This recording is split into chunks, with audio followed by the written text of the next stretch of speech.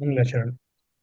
ओम नमः सिद्धेभ्यः जय श्री ओम नमः सिद्धेभ्यः जय श्री ओम नमः सिद्धेभ्यः। मंगलम भगवान वीरो मंगलम गौतमोगणी मंगलम कुंद कुंदाद्यो जयंदर्मोस्तु मंगलम सर्वमंगल मांगल्यम सर्व कल्याणकारकम प्रधानं सर्वधर्माणां जैनं जयतु शासनं जैनं जयतु शासनं जैनं जयतु शासनं। जीवं जीवं दब्बं जिण्वर्वसहेण जीर्ण नित्यं देविन्द बिन्द वन्दे तं सर्वदा शिरसा।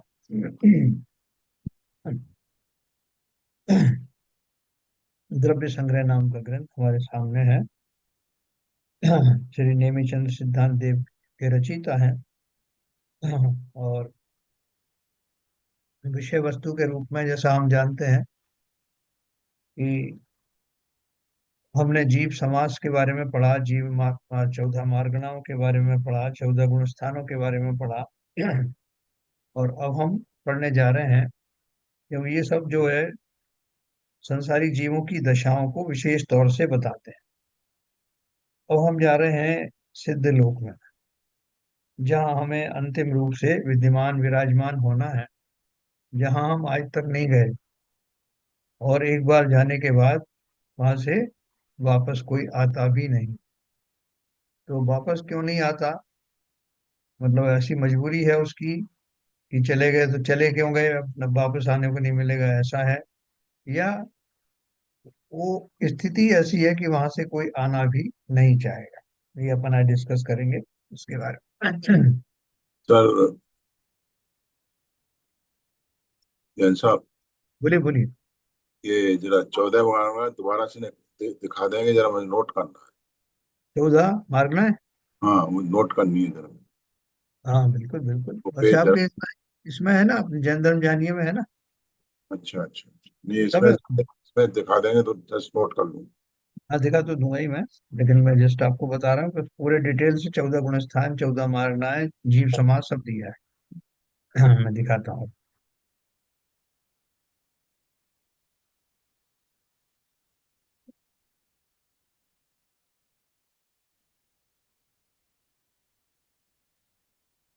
ये देखिए, मार्गना स्थान। जिन जिन धर्म विशेषों से जीवों का अन्वेषण किया जाता है, यानी उन्हें खोजा जाता है, उन उन धर्म विशेषों को मार्गना कहते हैं। धर्म का अर्थ क्या यहाँ पर है? उन उन स्थानों को, उन उन जगहों को, उन उन गुणों को।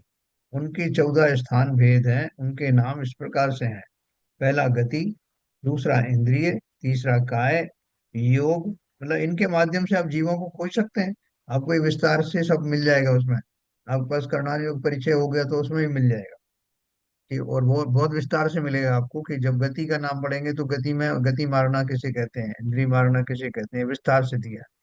गति, इंद्रिय, काय, योग, वेद, कषाय, ज्ञान, संयम, दर्शन, लेशा, भव्यत्व, सम्यक्त्व, संगीत्व और आहारत्व। ठीक है, इसमें अगर आपको इसमें अभी किसी का विवेचन चाहिए तो अपन कर सकते हैं किसी भी का।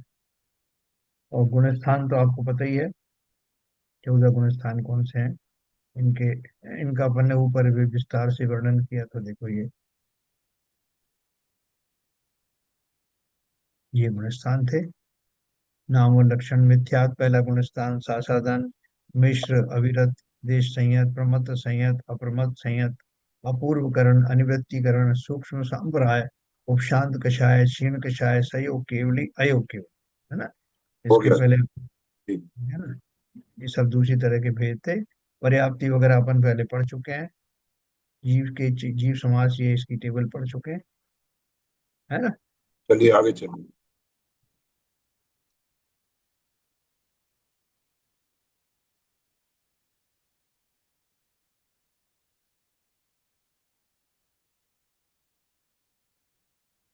सिद्धत्व और विश्रसा ऊर्ध्वगमनत्व अधिकार।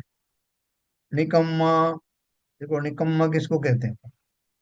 संसारी भाषा में जो कोई काम नहीं करता, तो सिद्ध भगवान निकम्मे हैं क्या? यस।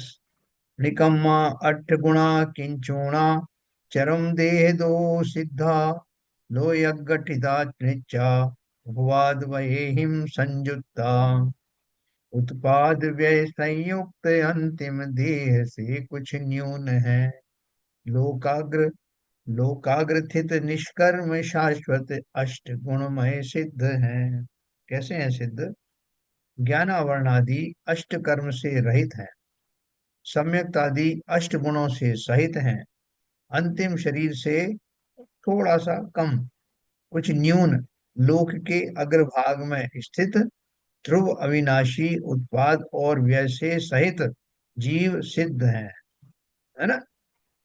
जो अंतिम शरीर जो है उससे थोड़ा सा न्यून, मतलब वो जो जो अवयव वगैरह होते हैं ना, कुछ कुछ स्थानों पर जो प्रदेश नहीं होते, तो वो ऐसे के वैसा शरीर जो है फ्रीज हो जाता है, मतलब आकार फ्रीज हो जाता है। उतना ही आकार सिद्धों का वहां सिद्ध शिला पर विद्यमान होता है, सिद्ध लोक में विद्यमान होता सर इसमें ये उत्पाद व्यय से सहित, है। इसका थोड़ा विवेचना करें। हाँ, बिल्कुल, अभी सबका विवेचन करेंगे अपन। हाँ देखो, ये तो आप समझ गए अष्टगुण कौन से हैं, वो अभी है, उसका विशेष आएगा वर्णन आठ गुणों का। और चरम देह तो आप जानते हो कि अंतिम देह, अंतिम देह को चरम देह कहा, उसके बाद कोई देह मिलने का सवाल ही नहीं।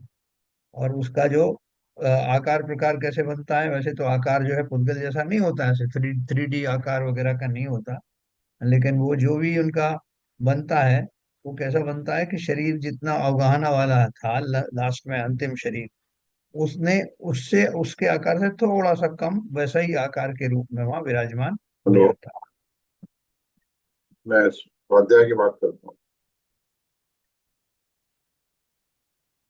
है ना। तो अंतिम शरीर, जैसे अभी आप जो जिस समय आ, अंतिम समय में मुनिराज तपस्या कर रहे हैं, वो खड़गासन में है तो खड़गासन के रूप में ही वहां विद्यमान हो जाएंगे, पद्मासन में तो पद्मासन में ही हो जाएंगे।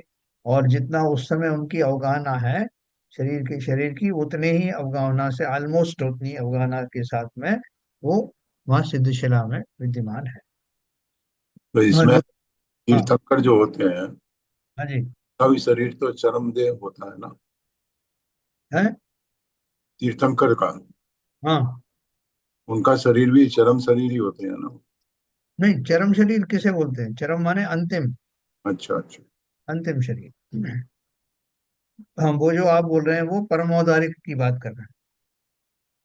परमोदारिक जो अपन बोलते हैं ना शरीर को, तो केवल ज्ञान के बाद सभी सभी जीव नहीं, जब परमोदारिक। तीर्थंकर जब पैदा होते हैं हाँ।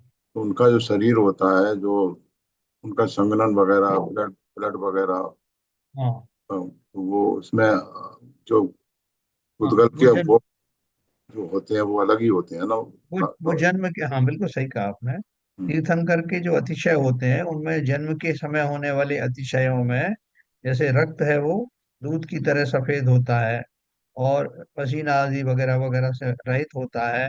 दूसरा उनका वो जो है आहार मगर निहार आदि, आहार तो उनका जब तक चलता है जब तक कि उनका दीक्षा नहीं ले लेते, तभी तो आहार होता है ना उनका। तो जन्म के अतिशय अपन ने उनके पढ़ना, जन्म के अतिशय क्या है, केवल ज्ञान के अतिशय क्या है, देवोपनीत अतिशय क्या है, ये छत्र कुमार भामंडल आदि अतिशय कहाँ से प्रकट होते हैं, ये सारी चीजें उसमें किसी भी तीर्थंकर के बारे में आप पढ़ेंगे तो मिल जाएगा, ये जैन धर्म जानिए में भी मिल जाएगा। और बाकी के ये जो है ना, जैसे मैंने बताया, केवल ज्ञान होने के पश्चात, चाहे वो तीर्थंकर हो चाहे सामान्य केवली हो, सबको क्षुधा तृषा आदि, पसीना आदि आना, ये सब जो है बंद हो जाता है। ये सारे अतिशय सबको हो जाते। कुछ अतिशय ऐसे होते हैं कि जो तीर्थंकरों के शुरू से ही होते हैं, मति शुद्ध ज्ञान उनको पहले से ही प्रकट होता है, और ये सब जो उनको क्या बोलते हैं, निहार वगैरह का जो नहीं होता, वो सब कुछ उनका अलग से है। तो कभी आपको इंटरेस्ट होगा तो अपन वो पूरे अतिशय पढ़ लेंगे उसमें से। तो कुछ न्यून लोक के अग्रभाग में स्थित, ध्रुव अविनाशी, उत्पाद और व्यय से सहित। अब आप बोलोगे उत्पाद व्यय की जरूरत क्या है, आपने ध्रुव की बात भी कर दी कि ध्रुव भी है, ध्रुव अविनाशी ध्रुव अविनाशी मतलब हमेशा रहने वाले। और उत्पाद और व्यय से सहित, तो उत्पाद व्यय से तो वहां भी युक्त थे संसारी अवस्था में, और यहाँ भी उत्पाद व्यय से युक्त है, ऐसा कैसे हो? तो उत्पाद व्यय और ध्रुव सभी द्रव्यों के बारे में ये कहा जाता है कि उनका जो परिणमन होता है वो निरंतर होता रहता है। वहाँ पर ज्ञान का परिणाम होता है ना। ज्ञान का भी होगा, चेतना का भी होगा, न ज्ञान चेतना आदि जो भी गुण है उनका परिणमन उस जाति का होता है। वो कैसा परिणमन होता है? वो गायब नहीं होता है ना। जैसे ज्ञान की कभी भी जीरोपन तो कभी आता ही नहीं है। अगर अपन सिर्फ ज्ञान की बात कर रहे हैं, तो एक जब संसारी जीव होता है तब ज्ञान की पर्याय कैसी होती है? कभी वो जो है वो इतना ज्ञान प्रकट होता है जो निगोदिया जीव को होता है, अक्षर के अनंत में भाग के बराबर। वही ज्ञान जो है वो बढ़ करके उसका उगाड़ और ज्यादा होता चला जाता है संगी पंचेंद्रीय जीव को। उनमें भी कई कई कोई बुद्धिमान होते हैं, कुछ कम बुद्धिमान होते हैं, तो उनका वो उघाड़ होता है मति शुद्ध ज्ञान का। वो उसकी पर्याय है ज्ञान की। और उसके बाद में जब वो केवल ज्ञान से युक्त हो जाते हैं, तो केवल ज्ञान भी एक पर्याय है ज्ञान की। उस ज्ञान की पर्याय के बाद में अब जो उत्पाद व्यय ध्रुव की भी जो बात आती है, वो कैसे आती है? कि ध्रुव तो हम समझ गए कि वो ज्ञान से रहित कभी होंगे नहीं, वो ज्ञान गुण उनका सदा बना रहेगा। लेकिन जो उत्पाद व्यय का अर्थ क्या है? कि जैसे हाँ, संसारी अवस्था में अपन बात करें कि मैं अभी इसको जान रहा हूँ, कि थोड़ी थोड़ी देर बाद किसी और को जान रहा हूँ, तभी मैं कुछ विशेषता सहित जान रहा हूँ, फिर कम विशेषता के साथ जान रहा हूँ, फिर किसी और एंगल से जान रहा हूँ। तो ये सब मेरे ज्ञान की उत्पाद है, पर्यायों का उत्पाद है। नई नई पर्याय हो रही, पहली पर्याय निकल जाती है, फिर नई पर्याय आती है। इसी तरह का सिलसिला वहां दूसरे तरह से होता है। जब जीव सिद्ध हो जाता है, तब उत्पाद किसका होगा और व्यय किसका होगा? तो ज्ञान का जो जैसे मैंने ट्यूबलाइट का आपको एग्जांपल दिया था एक बार, कि ट्यूबलाइट जो है 50 साइकिल पर सेकंड के हिसाब से उसकी वो बदलती रहती है इल्यूमिनेशन, लेकिन कभी जीरो दिखाई नहीं देगा आपको, क्योंकि इतना फास्ट होता है, आपको समझ में नहीं आता। तो ये तो एक पौद्गलिक उदाहरण है। उसी प्रकार से उसमें षट गुणा हानि वृद्धि आदि होती है, उसके गुरु लघु गुणत्व के कारण ये उसमें वृद्धियां और कमी होती रहती है। मगर वो ज्यादा से ज्यादा कितनी हो सकती है? षट गुणा। तो जो षट गुणा हानि, षट गुणा जो उसका वृद्धि है, उनका एक दायरा होता है, उस दायरे से के बाहर नहीं जाता। जैसे अपन बोलते हैं थोड़ा थोड़ा सा वो फ्लिकरिंग हो रही है, तो ऐसी फ्लिकरिंग टाइप का वो उत्पाद और व्यय होते हैं। और वो क्यों क्यों होते हैं? क्योंकि कोई भी वस्तु जो है, अगर उसमें इस तरह की पर्याय का उत्पाद और व्यय ना हो तो वो जड़ हो जाएगा। परिणमन होना ये उसका एक लक्षण है, जीव का चैतन्यता का ही एक भाग है। प्रत्येक द्रव्य, जीव की बात तो मैंने कर दी आपसे, प्रत्येक द्रव्य में प्रति समय उत्पाद व्यय और द्रव्य नाम के गुण होते हैं। जैसे अपन लकड़ी लोहे की बात करते हैं ना, तो उनके अंदर भी ऐसा होता है। कभी अंदर उनका जो वस्तुत्व गुण है उसमें थोड़ा सा फ्लिकरिंग उसमें भी होता है, सब गुणों में उनके भी थोड़ा फ्लिकरिंग होता है। वही लकड़ी जो है कभी बरसात का जो है वो निमित्त पा करके वो फूल जाती है, और वही जो है जब गर्मी का निमित्त पाती है तो सिकुड़ जाती है। लेकिन ऐसे परिणमन होने के बाद भी लकड़ी लकड़ी बनी रहती। तो सभी द्रव्यों में उत्पाद व्यय और द्रव्य उनके गुणों में उसकी पर्यायों में पाया जाता है। और ये सिद्ध दशा भी उसका अपवाद नहीं है। वहां उस टाइप की होते हैं, उस टाइप के ज्ञान आदि के जो गुण हैं उनमें होता है। बाहर से अपन पुद्गल आदि के तो वो समझते हैं, उनकी उनकी फ्लिकरिंग अपन समझते हैं, लेकिन ये इसी ज्ञान आदि जो गुण हैं उनमें भी इसी तरह का षटगुणा हानि वृद्धि अपन ने पढ़ी थी। मतलब उतने लिमिट के अंदर में वो फ्लक्चुएशंस होते रहते। कोई डाउट आया तो बताएं। नहीं, ठीक है। ओके। सिद्ध भगवान को प्रकट हुए 8 गुण पर्याय यथार्थ में सिद्धों के 8 गुण ही नहीं, किंतु अनंत गुण यानी परिपूर्ण शुद्ध पर्याय प्रकट हो गए हैं। तथापि 8 गुणों का वर्णन मध्यम रुचि वाले शिष्यों की अपेक्षा से व्यवहार नय से किया जाता कितने गुण हैं सिद्धों के? सिद्धों के 8 गुण होते हैं, 8 ही गुण होते हैं। बोले 8 गुण तो प्रमुखता से कहे जाते हैं, संक्षेप में कहा जाता है। जैसे हम बोलते हैं अनंत चतुष्टय के धनी, अनंत चतुष्टय के धनी तुम ही हो सरताज, मुक्ति बधू के कंत तुम, तीन भुवन के राज। तो अब ये एक एक बात के अंदर में बहुत रहस्य छुपा हुआ है।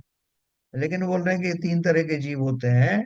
एक जो है वो जिनको मध्यम रुचि होती है, ना बहुत संक्षेप में चाहिए ना बहुत विस्तार से चाहिए, वो उनको जो है इतने से कह दिया जाता है 8 गुणों की अपेक्षा से।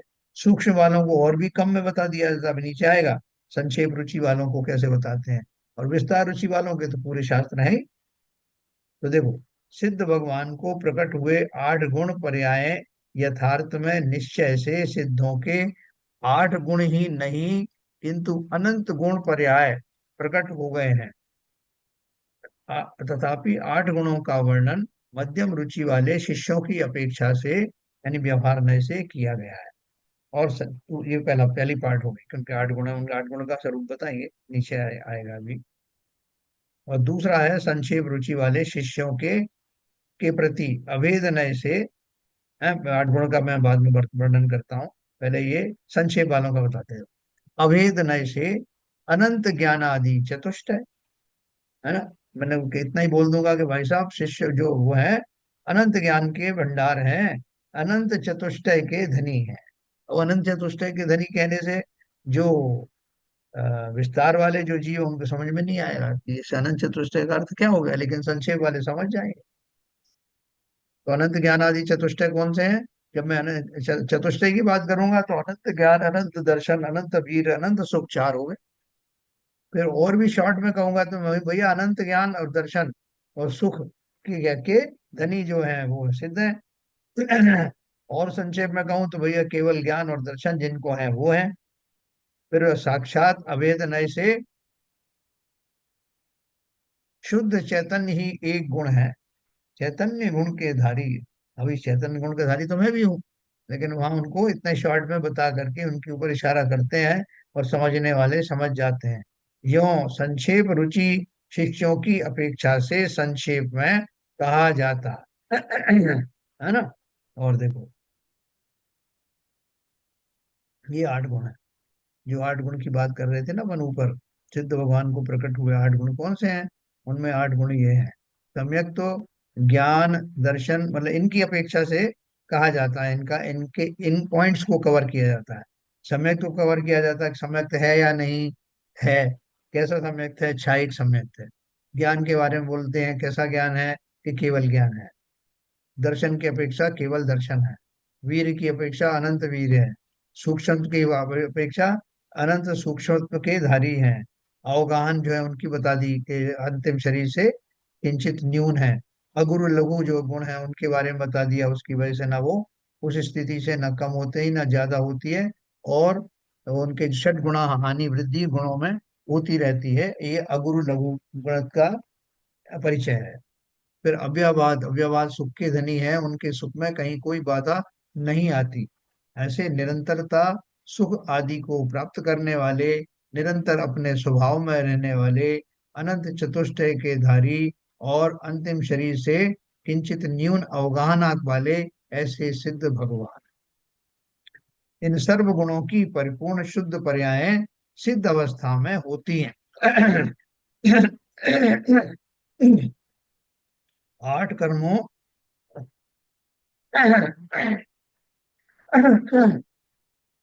8 कर्मों का अभाव होता है।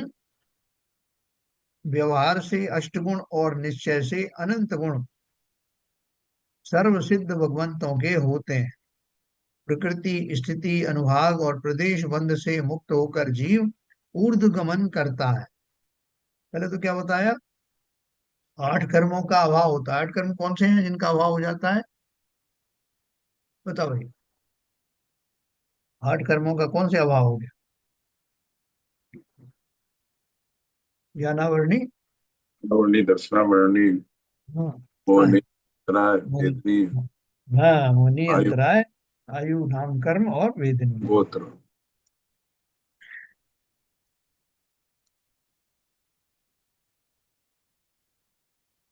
और प्रकृति स्थिति अनुभाग और प्रदेश बंध से मुक्त होकर जीव प्रकृति बंध, हाँ बोलिए, कोई कुछ बोल रही?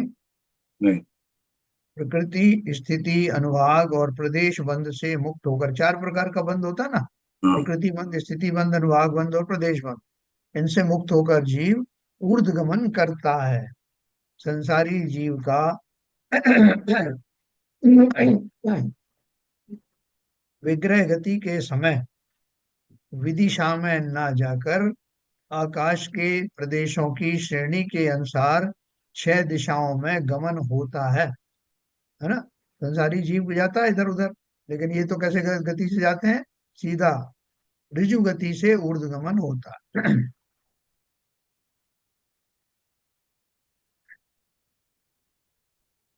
मध्यम रुचि शिष्यों के प्रति और भी बात बताई है उन्होंने।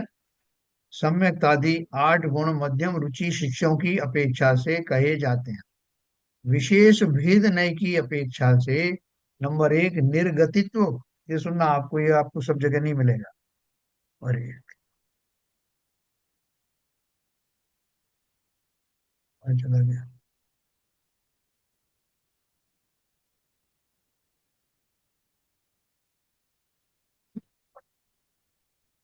विशेष भेद नय की अपेक्षा से निर्गतित्व, इसका अर्थ आप लोगों को बताना। निर्गतित्व, दूसरा निरिंद्रियत्व, तीसरा निष्कायत्व, चौथा निर्योगत्व, पांचवा निर्वेदत्व, छठवां निष्कषायत्व, सातवां निर्नामत्व, आठवां निर्गोत्रत्व, नवा निरायुत्व इत्यादि विशेष गुण तथा अस्तित्व वस्तुत्व प्रमेयत्वादि सामान्य गुण ऐसे स्वागम से अविरोध अनंत गुण जानना चाहिए। निर्गतित्व का मतलब है वो कि उनकी गति उसके बाद होती नहीं है। बराबर। फिर चारों इंद्रिय गति मतलब मतलब इंद्रियां नहीं होती हैं। बराबर। निष्काय मतलब काय नहीं है। हाँ। योग नहीं है। वेद हम्म। नहीं है। कषाय नहीं है। ममत्व नहीं है। हम्म। कोई गोत्र नहीं है। निर्नाम है वो, निर्नामत्व 7वें नंबर। हाँ मतलब नामकर्म को, नामकर्म। हाँ, नाम कर्म से रहित हैं और निर्गोत्र, गोत्र से रहित हैं। बिल्कुल। आयु से बिल्कुल हाँ। निरावत निरा है। निरायुत्व, आयुष आयु नाम का अकर्म भी चला गया, इत्यादि विशेष गुण तथा ये दूसरे क्या है, अस्तित्व वस्तुत्व प्रमेयत्वादि सामान्य गुण। छह जो सामान्य गुण होते हैं, आदि लगा करके, तीन बता करके आयु आदि लगा दिया ना उसमें। अस्तित्व वस्तुत्व द्रव्यत्व प्रमेयत्वादि प्रमेयत्व, then अगुरु लघु प्रदेशत्व, ये सारे ऐसे छह गुणों, ऐसे स्वागम से विरोध अनंत गुण जानना चाहिए, है ना। तो ये सारे गुण उनके अंदर मौजूद हैं। अपन किसका वर्णन कर रहे हैं, सिद्ध भगवान का वर्णन कर रहे हैं, जो हमारा अंतिम लक्ष्य है उसका वर्णन कर रहे हैं। देखो, सिद्धों की पूजा पढ़ोगे तो आप मस्त हो जाओ। और देखो, हमारे यहाँ सब जगह शास्त्रों में क्या बताया है कि जो तुम्हें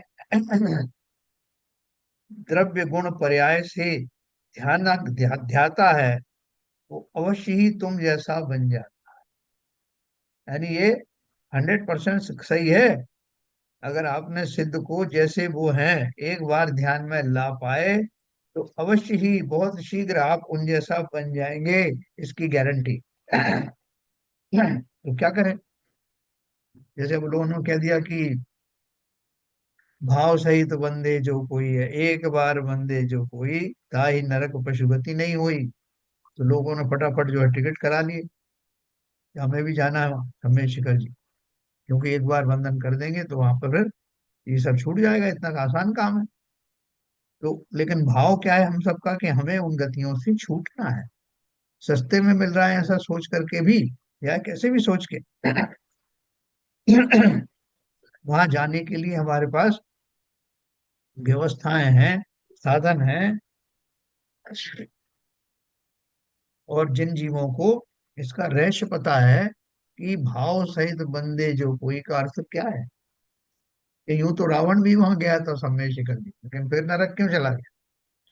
तो बोला कि वो रावण तो वंदना के भाव से नहीं गया था, वो तो हाथी पकड़ने गया था। तो इसलिए तब उन्होंने ये लगाया कि एक बार की बजाय भाव सहित बंदे जो कोई। ठीक उसी प्रकार से अपन जो सिद्धों के बारे में पढ़ रहे हैं, इसको बहुत गहरी अनुभूति के साथ समझना। क्योंकि जिसने उन भावों को पकड़ लिया ना, सिद्धों के गुणों को ही पूरी तरह से दृष्टिगत कर लिया, वो अवश्य ही सिद्ध बनता है। सभी आगम में यही लिखा है। तो ऐसा बढ़िया, जैसे मैंने बताया कि समय शेखर का सुन करके हम लोगों को हुआ ना, फटाफट चलते हैं। तो ये क्यों नहीं करते? लेकिन इस तरह का चिंतन, इनके गुणों का चिंतन कब कर सकता है जीव? चिंतन के समय में, जब भी चिंतन करे, समस्त राग देशों से रहित होकर, एकाग्र बुद्धि होकर के उन गुणों की कल्पना करना, सामने सिद्ध खड़े कर लेना, तो अवश्य ही सिद्ध बनोगे। उसमें कसर मत करना। जितना ज्यादा गहराई से उनका स्वरूप हमारे सम्मुख आएगा, उतनी शीघ्रता से हमारे भवों का अंत होगा। ये खाली बतलाने की या प्रलोभन देने की बात नहीं है, ये शास्त्र सम्मत है। तो देखो, मैं आपको इसके बारे में और बताऊंगा। इसी तरह जब सिद्ध चक्र मंडल विधान करो ना, तो उसमें कितना डिटेल में उनके गुणों का वर्णन आता है। एक एक गुणों को वर्णन करो, और आपको किसी ने उसमें स्वधर्मेंद्र बना दिया और कुबेर बना दिया फलाना, तो उसमें वो जो अर्घ चढ़ाने के लिए बोलते हैं वो प्रतिष्ठित, हाँ भाई स्वधर्मेंद्र अपना अर्घ चढ़ा फल, आपको ऐसे भाव आएंगे कि मुझे कहाँ उठा दिया, मैं तो सिद्ध लोक में विचरण कर रहा हूँ, मैं तो सिद्धों से साक्षात्कार कर रहा हूँ। ऐसा भाव अगर पूरे मन से करोगे, तो ये स्थिति अवश्य आएगी। अब जब कभी भी जहां कहीं भी सिद्ध चक्र मंडल विधान हो, वहां अपने इन भावों को संग्रहित करके सिद्धों की प्रतिमूर्ति को सामने ले आना, अवश्य ही कल्याण होगा। अभी बहुत ध्यान से सुनना जो अपन बात कर रहे हैं, और फिर उसका चिंतन करना। तो ये 8 गुण, 8 गुण की अपन ने बात करी। ये 8 गुण जो थे यहाँ ऊपर जो पढ़े थे अपन ने, ये वाले, ये अवगाहन, अगुरु, लघु आदि जो गुण पढ़े थे, ये पढ़े थे। चतुष्टय पढ़े थे, अनंत ज्ञान दर्शन आदि पढ़े थे। इनका और थोड़ा सा वर्णन विस्तार से पढ़ेंगे। 8 गुणों की पर्यायों का संक्षिप्त स्वरूप, जैसे ज्ञान कह के छोड़ दिया ना, तो ज्ञान कौन सा? केवल ज्ञान। तो केवल ज्ञान क्या है? तीन लोक त्रिकालवर्ती, समस्त वस्तुगत, अनंत धर्मों को युगपत विशेष रूप से प्रकाशित करे, सो केवल ज्ञान है ना? तीनों लोक त्रिकालवर्ती, यानी तीनों कालों में उन भूत भविष्य वर्तमान की समस्त वस्तुओं के अनंत धर्मों को, कितना आप सोच सोच करके पागल हो जाओ, कितना ज्ञान का जो है वो व्यापकता है। त्रिकालवर्ती, तीनों लोकों में और तीनों कालों में भूत भविष्य वर्तमान समस्त वस्तुगत और हर एक वस्तु के अनंत धर्म, अनंत गुणों को युगपत एक साथ विशेष रूप से प्रकाशित करे, सो केवल ज्ञान है। अपन सोच के देखो कि जैसे हमें वो, या आंख खुली, अंधे की आंख खुली, तो उसको वो सब प्रकाश में आई हुई वस्तुएं देख करके वो चकाचौंध देखता है, तो अरे कितना ज्ञान स्वरूप है, जो जो मैं देख रहा हूँ कितना मेरे समझ में आ रहा है, एक साथ दिखाई दे रहा है। तो ये तो हमारे क्षैपशमिक ज्ञान की बात है। उस केवल ज्ञान की महिमा सोचो, जिसके प्रारंभ होते ही ज्ञान का सूर्य पूरे प्रताप के साथ में दमकने लगता है, जगमग होने लगती है, तीनों लोग दिखाई देते हैं, तीनों लोग के, तीनों काल के जो वस्तुएं हैं उनकी समस्त पर्याय, समस्त गुणों की पर्याय एक साथ दिखाई दे। ये सोच सोच के आप जो है दंग रहे हो। सो केवल ज्ञान। फिर केवल दर्शन क्या है? इन सबको युगपत सामान्य रूप से प्रकाशित करे, सो केवल दर्शन है? केवल दर्शन, हमारे जो जो सामान्य जो जीव होते हैं, संसारी जीव होते हैं, उनको दर्शन पूर्वक ज्ञान होता है। मतलब पहले दर्शन होता है, फिर ज्ञान होता है। एक बार में जो सामान्य प्रतिभास का अर्थ क्या है? कि कुछ है, कोई भी वस्तु को हम पहले देखते हैं तो एकदम जरा इस तरफ देखना भाई, तो अपन ने देखा कि हाँ इस तरफ का दृश्य है कुछ उसमें, तो देखो उसमें वो नदी बह रही है ना, नदी में वो नाव चल रही है, नाव में वो आदमी देख रहा है, उसे देखो। तो पहली बार में तो हमने खाली उस तरफ जो जो वस्तु दिख रही है उसको सामान्य रूप से देखा। फिर वहां स्थित एक एक वस्तु को ध्यान से देखा, गौर से देखा, विशेष रूप से देखा। वो ज्ञान का विषय है। पहले वाला प्रतिभास जो दर्शन का विषय है। तो हमारे सभी सामान्य जीवों को, संसारी जीवों को दर्शन पूर्वक, पहले दर्शन होगा फिर ज्ञान होगा। लेकिन जो केवल ज्ञानी होते हैं उनको वो एक साथ होता है। सामान्य प्रतिभास के साथ साथ ही विशेष ज्ञान भी एक साथ ही होता है। इसलिए वहां उनमें भेद नहीं पड़ता, टाइम लैग नहीं होता। तो ये हमने पढ़ा, केवल ज्ञान और केवल दर्शन। फिर अनंत वीर्य किसे बोलते हैं? अनंत पदार्थों के ज्ञान में खेद रहितत्व सो अनंत वीर्य है। कि साहब मैं किस किस को देखूं, सुबह से शाम तक मैं देखो कितनी तो मैंने किताबें पढ़ी, कितने लोगों के फोन आए, किस किस को मैं याद रखूं, कौन कौन ने क्या क्या कहा था, मैं थक गया। आज बहुत दिमाग के ऊपर जोर पड़ा। इतना कहाँ तक करूं साहब, कितनी कितनी बातों को जानूं। इसका फोन आ रहा है, वो ये बता रहा है, दूसरा ये बता रहा है। थक जाता हूँ। क्यों? क्योंकि मेरे अंदर में वीर्यत्व गुण की कमी है। तो यहाँ वो इन सबको देख रहे हैं ना, तो उनको ऐसा कैपेसिटी होना चाहिए, क्षमता होना चाहिए। अनंत पदार्थों के ज्ञान में खेद रहितत्व सो अनंत वीर्य है। उनके बल का कोई ठिकाना नहीं, कि अपने संसार में इसका बल उससे ज्यादा है, उसका उससे भी ज्यादा है। बोले साहब प्राइम मिनिस्टर तो कितनी चीजों का ध्यान रखता है, और उससे नीचे जो भूमिका में है चीफ मिनिस्टर वगैरह हैं, वो अपनी अपनी भूमिका के अनुसार कितनी बातों को ध्यान रखते हैं। यहाँ तो तीनों लोक में से अब कुछ बचा ही नहीं। संपूर्ण जितने पदार्थ हैं संसार में, उन सब का ज्ञान में आना, उनके और साथ साथ अपने स्वरूप में बना रहना, ये दोनों चीजें साइमल्टेनियस होती हैं उनकी।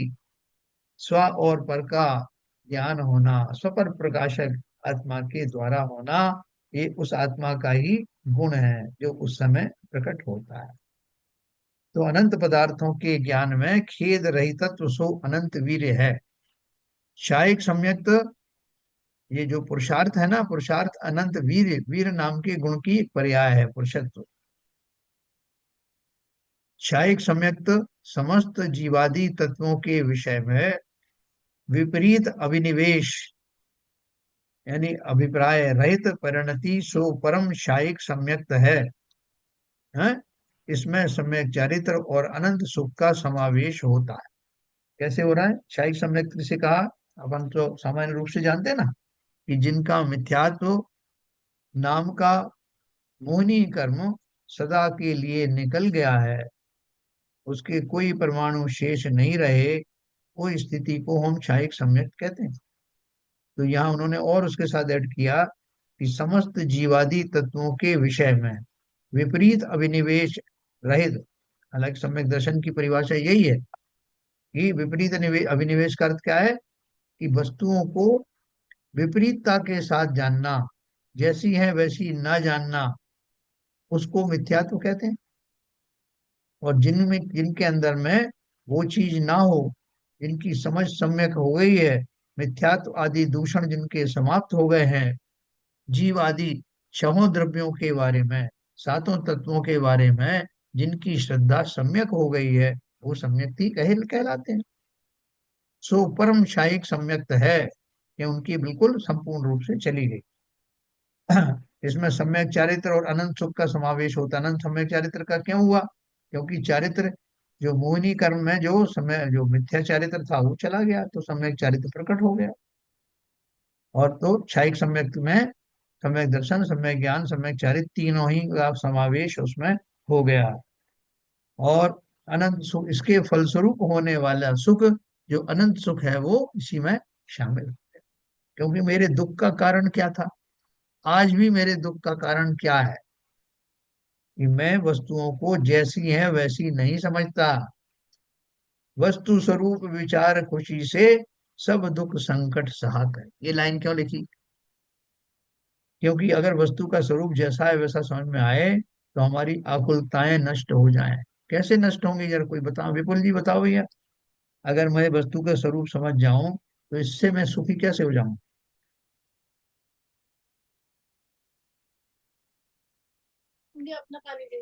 सर वस्तु का स्वरूप अगर समझ गए तो अ, तो फिर उसमें जो राग द्वेष होते हैं, और जो हम्म, जब हम वस्तु का सही स्वरूप नहीं समझते इसीलिए राग द्वेष होते हैं, और अगर वस्तु का सही स्वरूप समझ गए और संसार की व्यवस्था समझ गए तो फिर हम नॉर्मल भाव में, मतलब निर्विकल्प भाव में आ जाएंगे, और उससे हमें आकुलताएं बंद हो जाएंगी। आकुलताएं बंद हो जाएंगी। बहुत बढ़िया। एक्चुअली जब बस स्वरूप समझते हैं, सब जी। वेद ज्ञान हो जाता है। हाँ। तो यस। सब वेद ज्ञान होने की वजह से, हाँ। जैसा विपुल जी ने बताया, राग द्वेष नहीं होते हैं और हाँ। आशाएं खत्म हो जाती हैं। तो वो वही स्थिति बनती है। आकुलताएं समाप्त हो गई। यस। और आकुलताएं समाप्त होना या निराकुल अवस्था ही तो सुख की अवस्था है। सुख की अवस्था है। दुख किसे कहते हैं? आकुलताओं को, किसी भी प्रकार की आकुलताओं को दुख कहते हैं। आकुलता नष्ट हो जाने को ही सुख कहते हैं। तो इसलिए उन्होंने बोला जिन्हें आशायिक सम्यक तो हो गया, जिन्हें वस्तु का स्वरूप संपूर्ण रूप से समझ में आ गया, उन्हें राग द्वेष आदि समाप्त हो जाने के कारण से फिर निराकुल अवस्था अर्थात परम सुख का की प्राप्ति हो जाती है। फिर सूक्ष्मत्व। सूक्ष्मत्व क्या है? सूक्ष्म अतीन्द्रिय केवल ज्ञान का विषय होने से सिद्धों के स्वरूप को सूक्ष्म कहा जाता है। वह सूक्ष्मत्व है। अतीन्द्रिय केवल ज्ञान। केवल ज्ञान कैसा है? किसी इंद्री के माध्यम से प्रकट नहीं होता, किसी इंद्री के निमित्त से प्रकट नहीं होता। तो हम बोलते हैं साहब सैनी पंचेंद्रिय जीव है ना, उसमें जो पांच इंद्रियां हैं वो उसमें निमित्त कारण है ज्ञान में। उसको अपन दूसरी तरह से कहते हैं कि इंद्रियां निमित्त का कारण नहीं है, बल्कि पांच इंद्रिय वाला जो जीव होता है उस जीव का ज्ञान इतना प्रकट होता है। उस अपेक्षा से कहा कि इतने ज्ञान को प्रकट होने वाले जीव को संगी पंचेंद्रिय जीव कहा जाता है। अपन उल्टे सोच सकते हैं उसमें कि ज्ञान का इतना उगाड़ होना, इतने परिमाण में उगाड़ होना, अक्षर के अनंत में भाग के बराबर होना, वो निगोदिया जीव की निशानी है। इसी तरह से बढ़ते बढ़ते जब हम बोले कि ज्ञान का इतना सामर्थ्य होना जिसमें जीव सम्यक दर्शन आदि भी उत्पन्न कर सकता है और बहुत सारी वस्तुओं को समझ सकता है, तो उसका हम जब क्वांटिफाई करते हैं तो बोले इतने ज्ञान का धनी संगी पंचेंद्रिय जीव होता है। तो जब हम इनकी बात करते हैं, केवल ज्ञान की बात करते हैं, तो केवल ज्ञान का हमने अभी स्वरूप समझा कि केवल ज्ञान किसे कहते हैं? उसकी सामर्थ्य जिनके पास हो वो केवल ज्ञानी। और जिन्हें अब इंद्रिय शरीर आदि मन आदि किसी चीज के आलम्बन की जरूरत नहीं है, ऐसा केवल ज्ञानी अब जो शरीर से भी परे हो गया है और बहुत सूक्ष्म रह गया है, क्योंकि शरीर तो स्थूल है। जो सामान्य संसारी अवस्था में जो केवली हैं, जो जिनको अभी भाव मोक्ष हुआ है, उनके अभी शरीर विद्यमान है ना, तो वो सूक्ष्मत्व का सवाल वहां। आत्मा तो सदा से ही सूक्ष्म है। हम हमारे अंदर भी विद्यमान, हम जो आत्म तत्व है वो वैसा ही सूक्ष्म है जो सिद्धों के है। वो बात तो अपनी जगह सही है, लेकिन हम पर्यायों की अपेक्षा से ध्यान करके बोलते हैं कि जो इनका शरीर भी निकल गया है, अब शेष रह गया है खाली वो सूक्ष्म आत्म द्रव्य। कितनी सूक्ष्मता है उसकी। जो प्रकाश आदि है ये तो पुद्गल की पर्याय है। जो प्रकाश ही को ही इतना सूक्ष्म कहते हैं, तो सोचो जो पुद्गलिक ही नहीं है, जिसमें किसी तरह का स्थूलपना ही नहीं है, उनका सूक्ष्मपना कितना होगा। जो हमारे कर्माण शरीर है वो सबसे सूक्ष्म पुद्गलों में, जो उसकी वर्गणाएं कर्माण वर्गणाएं होती हैं वो सबसे सूक्ष्म होती हैं, जो दिखाई नहीं देती हम सबको। तो केवल ज्ञानी को जो होने वाला जो सूक्ष्मता है उसकी बात बात यहाँ कर रहे हैं। वह सूक्ष्मत्व है। जब भी सिद्धों की बात करोगे ये सूक्ष्मत्व नाम का गुण विशेष रूप से बताया जाएगा। तो ये पहला हो गया आपका। ये पांच बताया ना, पहला केवल ज्ञान, दूसरा केवल दर्शन, अनंत वीर्य, शायिक सम्यक्त, सूक्ष्मत्व, अवगाहनत्व, है ना, 8 गुण बता रहे हैं ना सिद्धों के। अवगाहनत्व क्या है? जहाँ एक सिद्ध हो वहां अनंत सिद्ध समाविष्ट होते हैं। एक एक सिद्ध में अनेक सिद्ध राजन। अवगाहना होती है ना सिद्ध। अभी अपने जो मंदिर में, छोटा सा मंदिर है, उसमें किसी दिन जो है वो 24 लोग होते हैं, किसी दिन 50 भी हो जाते हैं, 55 भी हो गए। बोले अरे साहब, इतने कहाँ समाएंगे? तो आप देखोगे कि सब समाहित हो जाते हैं, दो चार और आ जाए तो वो भी हो जाते हैं। तो हम अपने शरीर, हमारे शरीरों में भी थोड़ी संकोच विस्तार की तो सामर्थ्य है ना, सिकोड़ लेते हैं अपने अंगों को। तो सोचो वहां अनंत काल से कितनी सिद्ध राशि वहां विद्यमान है। उनको तकलीफ नहीं होती कि और आगे साहब ये कहाँ बैठे, क्योंकि उनका जो अवगाहनत्व नाम का जो गुण है और सूक्ष्मत्व नाम का जो गुण है, उनके कारण से जहाँ एक सिद्ध हो वहाँ अनंत सिद्ध समाविष्ट होते हैं, वह अवगाहनत्व है। लेकिन एक बात ध्यान रखें कि वो ऐसे मिल नहीं जाते। महावीर स्वामी जो है वो आदिनाथ में घुस गए, अब उनका कोई अस्तित्व रहा ही नहीं, एक ही अस्तित्व हो गया अब सबका मिलके, ऐसा नहीं। सबके अलग अलग जो है उनके उस जाति के आकार प्रकार, भौगोलिक आकार प्रकार नहीं, प्रदेशत्व वाले आकार प्रकार सबके यूनिक बने रहते हैं। एक साथ जैसे हम आपस में मिल के बैठ जाते हैं ना, तो कोई किसी में घुसता थोड़ी। ऐसा ही अवगाहनत्व नाम का गुण प्रकट होता है। फिर अगुरु लघुत्व, छोट जीवों में छोटे बड़ेपन का अभाव, सो अगुरु लघुत्व है। एक तो उनके अंदर में वो कोई, किसकी अपन बात कर रहे हैं, जीव की यानी आत्मा की बात कर रहे हैं। तो वो कोई छोटी या बड़ी नहीं होती। जितना जितना उसका जो अवगाहन होता है उतना ही अवगाहन सबका होता है, क्यों आत्माएं सब उतनी ही प्रदेशों वाली होती हैं। फिर अव्याबाधत्व, किसी से बाधा को प्राप्त ना हो, सो अव्याबाधत्व है। कोई मुझे किसी भी तरह की बाधा नहीं पहुंचा सकता, मेरे सुख में कोई बाधक नहीं बन सकता। इसलिए मेरा गुण कैसा है? अव्याबाद सुख का धनी हूँ। सिद्धों की बात कर रहे हैं। चरम देह से किंचित न्यून, 13वें गुण स्थान के अंत भाग में नासिकादि छिद्र पुर जाते हैं और एक चैतन्य घन बिंब हो जाता है। इसलिए सिद्धों का आकार देह से कुछ न्यून होता है, कितना बड़ा होता है बोल रहे हैं। 13वां गुण स्थान जब समाप्त होता है तो ये नाक आग के जो छिद्र है ना, ये भी सब बंद हो जाते हैं, पूर्ण हो जाते हैं। तो अब इसके अंदर में जो जहां जहां आत्म प्रदेश फैले रहते हैं उसमें से कुछ भाग जो है वो कम रह जाता है, जैसे केश आदि हैं। तो केशों के नीचे के जितना भाग है वो खाली, वो उसमें चैतन्यता रहती है। तो वो जितना भाग बचा उतना ही वो फ्रीज हो जाता है। इसलिए उनको बोला अंतिम शरीर से कुछ न्यून।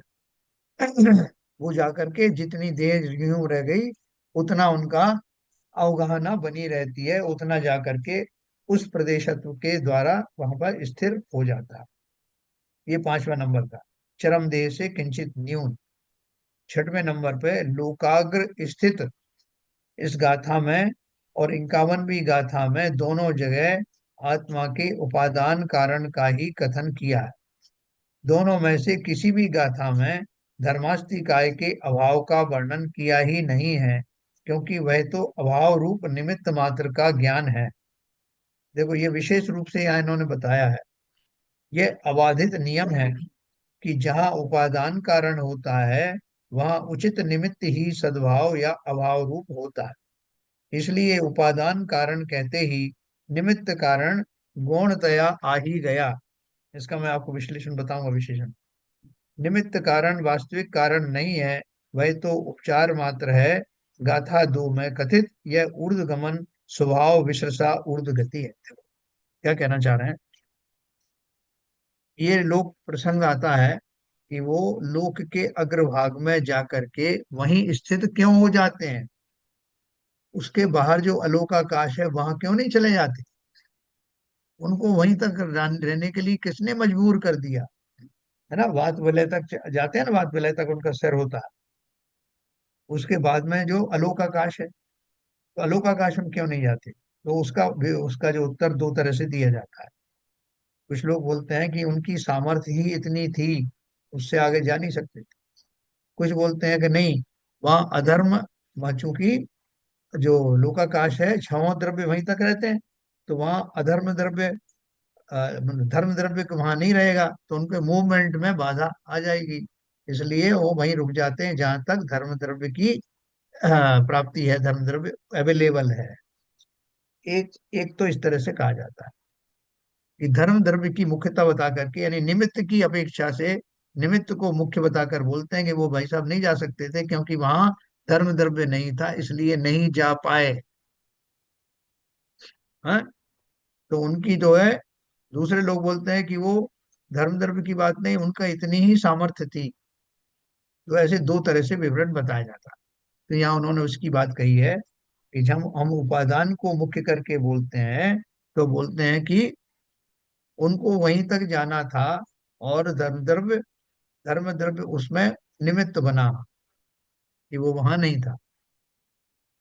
तो इस तरह से उन्होंने बताया कि निमित्त को मुख्य करने की जरूरत नहीं है, खाली इतनी बोल दो कि आ, उनका जो जो जाने का था उतना ही वहीं तक जाने का वो था। ऊर्ध्वगमन के द्वारा जो उनकी गति होती है वो वहीं जाकर के समाप्त होती है, और उसमें निमित्त रूप से धर्म द्रव्य की का अभाव भी बना रहता है। ऐसा उन्होंने इसका वर्णन किया। ये क्वेश्चन आता है ना कि वहीं वहीं तक क्यों गए, इसलिए। सातवां नंबर का है, उत्पाद व्यय सहित जो सिद्धत्व हो गया वह बदलकर संसारीपना नहीं हो सकता, किंतु यदि प्रति समय उत्पाद व्यय ना हो तो द्रव्य के सतपने का नाश हो जाए, क्योंकि उत्पाद व्यय द्रव्य युक्तम सत होता है। ये मैंने आपको शुरू में बताया था। पहली बात तो क्या है कि एक बार सिद्ध बन गए तो वो वापस संसार में नहीं आ सकता, ऐसा बोला है। तो नहीं आ सकता तो हमारी मजबूरी हो गई क्या, कि साहब हम वहां गए और हमको वो पसंद नहीं आया, तो हमारे पास में रिटर्न वाली पॉलिसी है क्या? है, अपन जाते हैं ना, जो डीमार्ट में गए या कहीं गए अपन, तो जो चीज पसंद नहीं आई तो उनकी पॉलिसी होती है, रिटर्न पॉलिसी के 7 दिन के अंदर आप वापस कर दो। तो यहाँ ऐसी पॉलिसी है क्या कि सिद्ध लोक में गए और हमें पसंद नहीं आया तो वापस आ सकते हैं क्या? है, बोलो भाई, कौन बताएगा ये? शैलेंद्र जी हैं? पर क्या पसंद नहीं आया, मतलब समझ, मतलब कि ये मुझे प्रश्न नहीं समझ में आ रहा, मतलब नहीं नहीं, क्या। ये मैं थोड़ा थोड़ा व्यंग में कह रहा हूँ, मैं व्यंग में कह रहा हूँ कि इसमें तो ये लिखा है कि एक बार सिद्ध लोग चले गए तो वापस नहीं आते वो जी। तो मैं एक तो व्यंग में कह रहा हूँ कि ये अगर मान लो कोई ऐसा सोचे कि भाई ये क्या फायदा, वहां चले गए तो वापस आने को मिलेगा ही नहीं, तो क्यों जाएं? तो ऐसे ऐसे जीव भी सोच सकते हैं। अगर अगर ऐसा हाँ है, हाँ जो सिद्ध, जाना ना जाना, तो मेरा मेरा मानना ऐसा है कि ये तो व्यवहार के कथन है।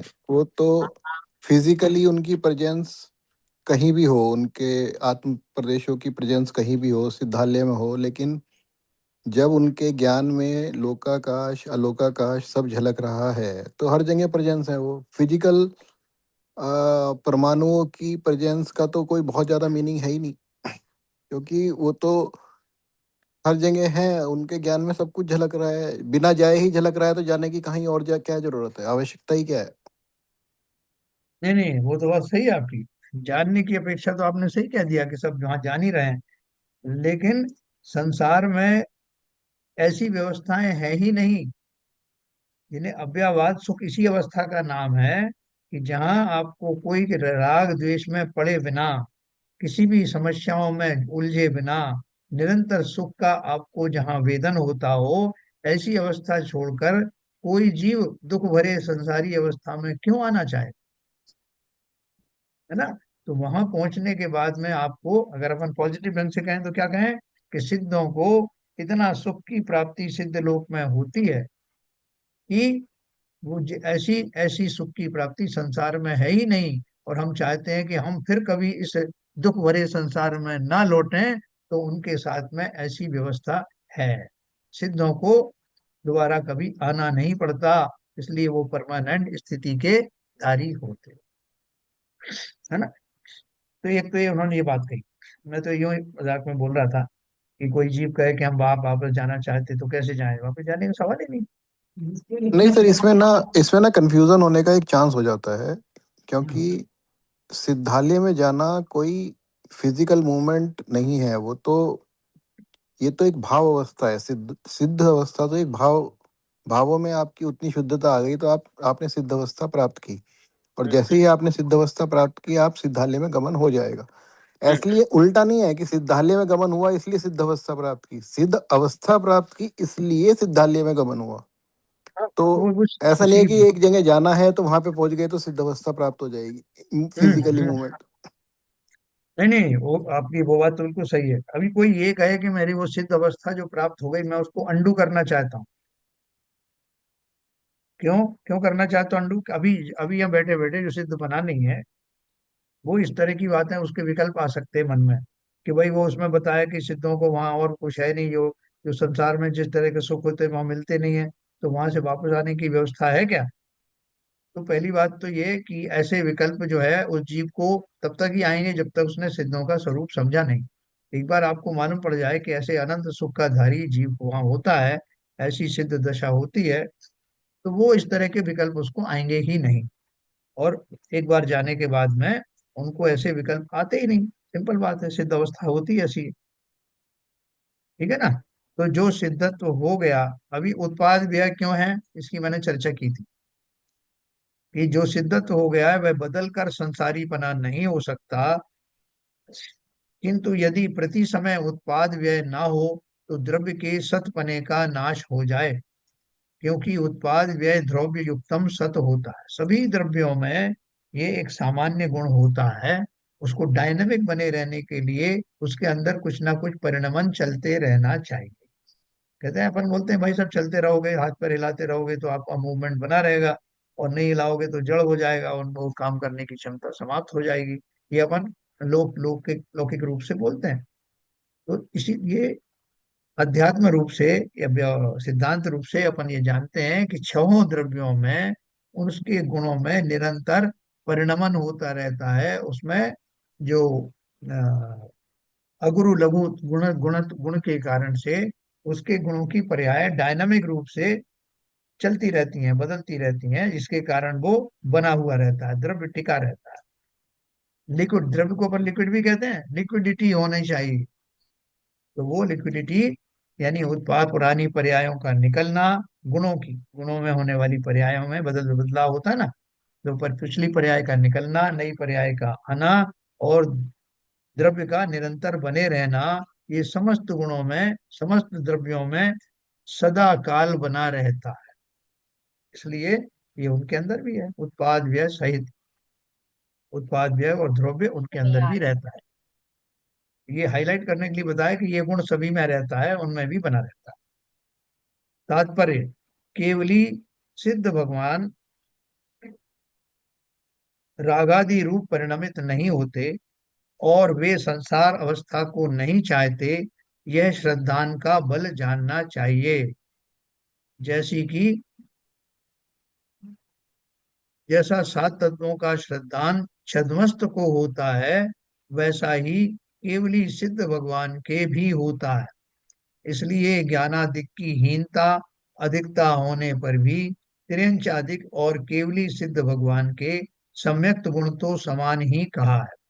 इसलिए सभी जीवों को वैसा श्रद्धान प्रकट करना चाहिए और आगे बढ़ने का प्रयास चालू रखना चाहिए। ये क्या बोला उन्होंने, है ना? ये जो सम्यक दर्शन है ना, सम्यक दर्शन कैसा है हमारा और उनका, इसमें कोई भेद है क्या? विपुल जी बताओ। जो संसारी जीव हैं, हम और आप हैं, हमको सम्यक प्राप्त हो गया मान, हमारे सम्यक में और सिद्ध भगवान के सम्यक में कुछ फर्क है क्या?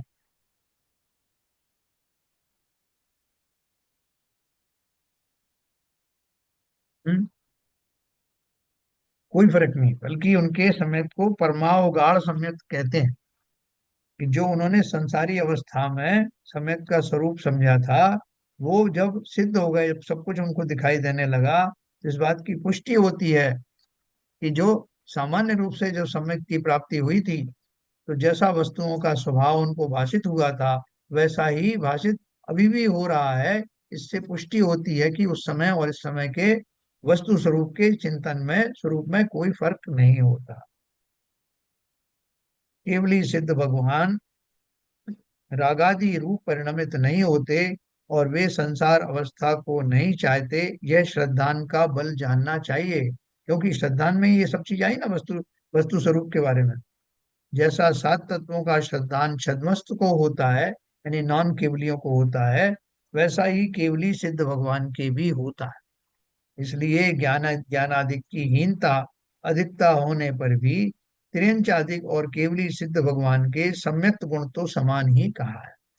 इसलिए सभी जीवों को वैसा श्रद्धान प्रकट करना चाहिए और आगे बढ़ने का प्रयास चालू रखना चाहिए। इससे वो क्या कहना चाहते हैं कि जो सम्यक सम्यक्त की महिमा बताई है, कि एक बार वेद विज्ञान आदि हमने अगर धारण कर लिया, प्राप्त कर लिया, तो वही हमारा जो है वो आगे तक बना रहेगा। और सिद्ध दशा के लिए कोई अतिरिक्त श्रद्धा लाने की जरूरत नहीं। वही श्रद्धा कार्यकारी होगी और सिद्ध रूप में जब हम पहुंच जाएंगे तब भी वो बनी रहेगी। तो ये इस तरह से उन्होंने सिद्धों का आठ गुणों का वर्णन करके ये जो दशा है इसको संपूर्ण बताया जीव की। ये सब अपन ने जीव के बारे में ही पढ़ा। कल अपन पढ़ेंगे अजीव द्रव्यों का वर्णन। उसके पहले में जो अपन ने अभी तक पढ़ा है उसका एक छोटा सा रिवीजन करेंगे, और फिर अपन अजीव द्रव्यों के बारे में, यानी पांच जो द्रव्य हैं उनका वर्णन करेंगे। ठीक है सर, कोई कंफ्यूजन तो नहीं? नहीं सर। आज बहुत कम लोग हैं भाई। संजय प्रकाश जी, जिनवाणी की स्तुति करें।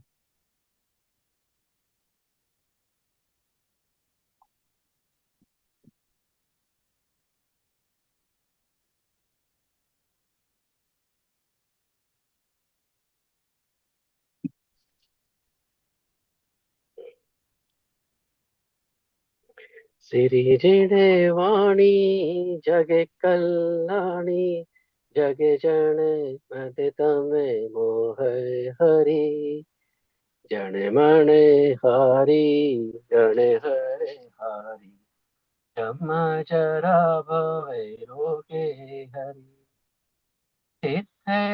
राणम दिव्य जोड़ें जो पड़ई सुड़ई भैये धारई प्राणं सौख्ये मणन्तं धरी सासदे मुखे पदं पावै सासदे मुखे पदं पावै। जिनवाणी माता की जय। कार्य सर।